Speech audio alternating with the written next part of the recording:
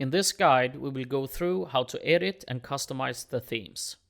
Go to Store Design, Themes, and click the Edit button.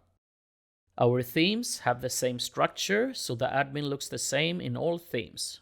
There are 3 tabs: Content, Style, and Add-ons.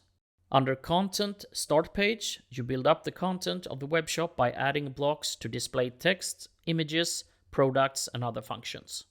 In this example, we have 3 different blocks. At the top, a shop window with 2 columns. Then comes a block for own HTML. And below that, a product block. You can select the order of the blocks by moving them. Click on a block, hold down the mouse button, and drag up and down. You click on a block to edit the content. To delete the block, click on the block and there will be a delete button in the bottom left corner. To add a new block, click on Add Block. There are many different types available.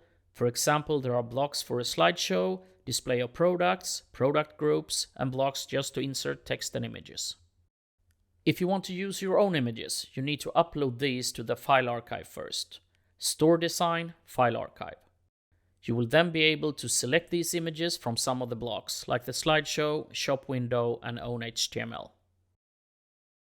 I won't have time to go through all the settings in this video, but I will mention a couple that I recommend you use. In the header, you should update the unique selling points and add information that can be useful to inform the visitors about shipping, payment methods, or other useful information. In the footer, you should enter your contact details and display the organization number.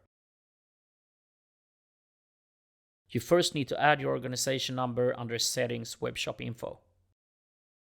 Under the Style tab, Logo, you upload your logo, and it's important that you adjust the size of the image according to the selected proportion.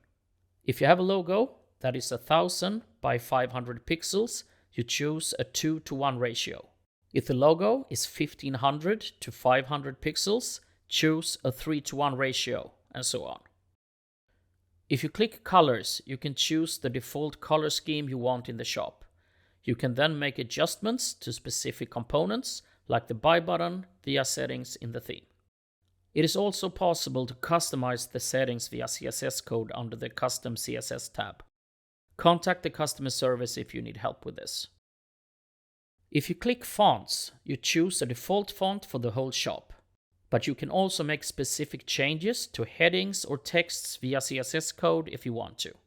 Under the Add-ons tab, there are settings for plugins to external programs such as Google's various tools, Analytics, Tag Manager, and Search Console.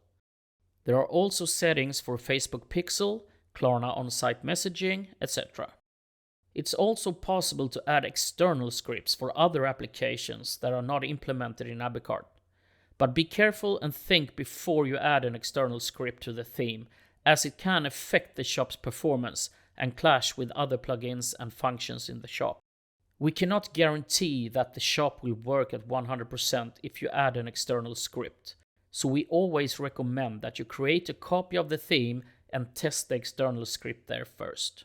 Preview the copy, browse around, and make a few purchases to make sure everything works as it should.